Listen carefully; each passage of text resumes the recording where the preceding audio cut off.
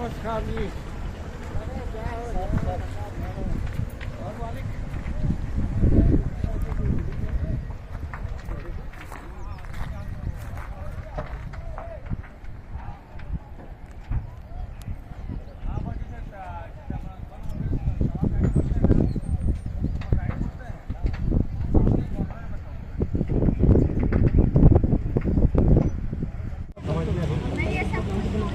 जोहार छत्तीसगढ़।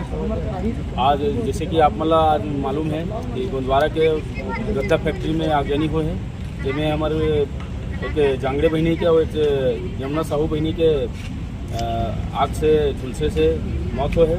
आज एक पीड़ित परिवार है छत्तीसगढ़िया क्रांति सेना और जोहार छत्तीसगढ़ पार्टी ला गोरई से हमन आए हैं आज थाना में आकर के हमन टीआई साहब से बात करे हैं उचित मुआवजा और जो लापरवाही पूर्वक अपन फैक्ट्री में काम करावा थे ओकर मन ऊपर जो भी उचित कार्रवाई वो करे बर, और अगर उचित कार्रवाई और उचित मुआवजा नहीं मिली तो छत्तीसगढ़िया क्रांति सेना अपन तेवर और अपन जो बूता के शैली है वो में काम करी।